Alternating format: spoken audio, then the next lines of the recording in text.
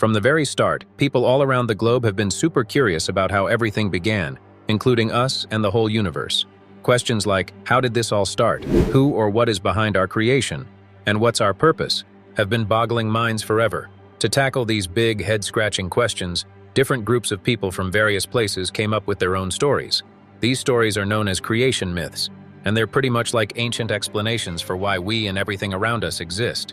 Each group has its own special version of these stories, but if you really pay attention, it's cool to see how they all share some common bits and pieces. Diving into the world of myths, China is like this treasure chest full of amazing creation stories. These aren't just any stories, they're epic tales that try to explain how everything kicked off from nothing, how humans managed to sort things out from a big mess, and how we started living in tune with nature. What's super interesting is that there isn't just one story everyone sticks to.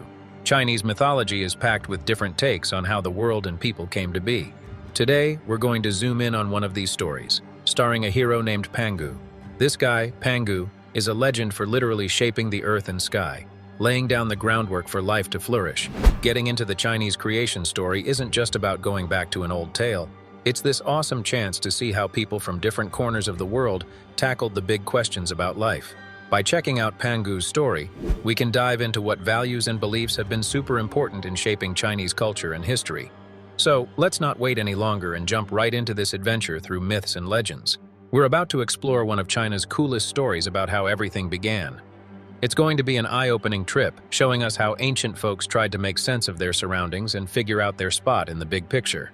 Way back, even before the concept of time was a thing, there was nothing but a massive, enigmatic egg floating in the void of space.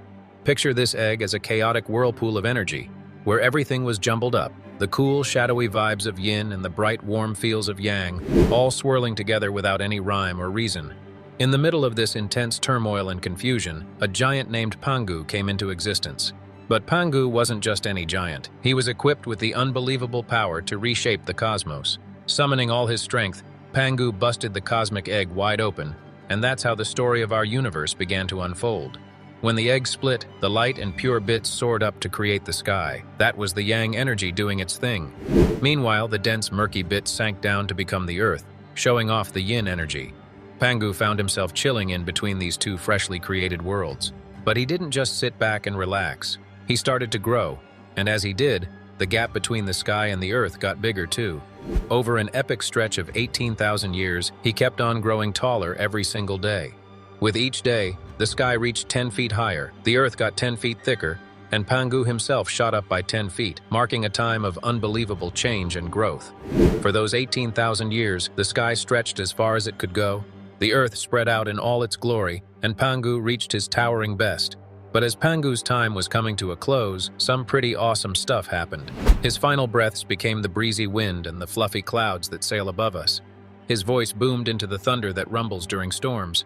The left eye of Pangu lit up to become the sun that brightens our days, while his right eye turned into the moon that glows at night.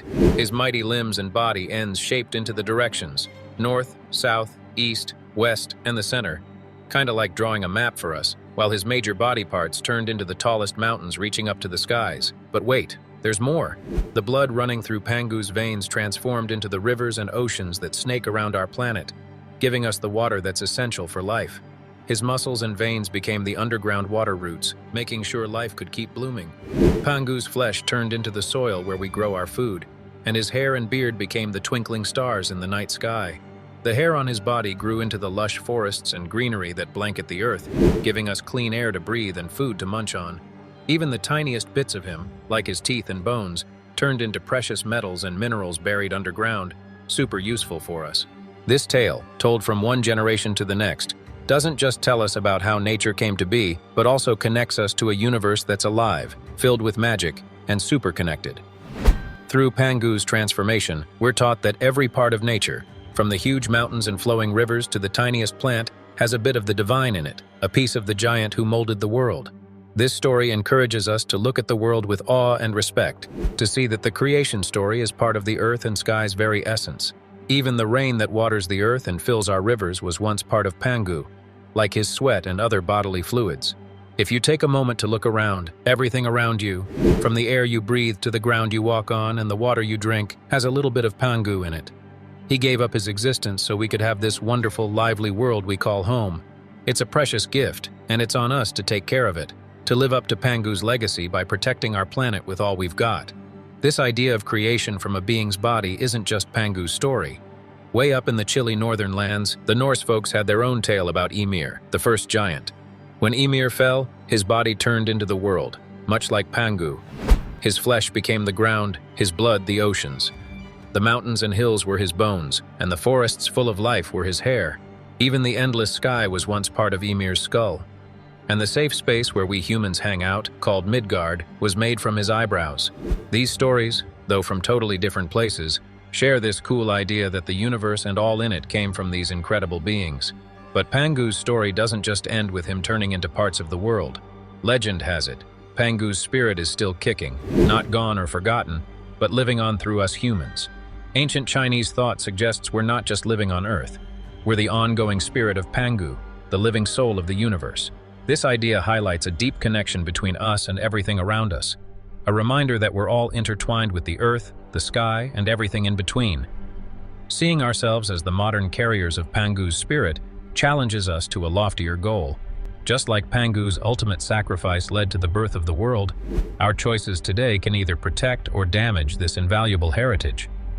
This way of thinking nudges us to ponder our role on Earth, pushing us towards living in sync with nature, honoring life's natural rhythms, and caring for the planet that sustains us.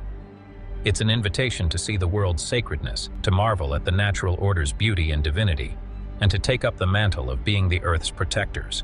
By embracing stories like Pangu's selfless creation of the world, or Ymir's transformation into our natural environment, we're reminded of the deep ties that link us to the Earth and to one another.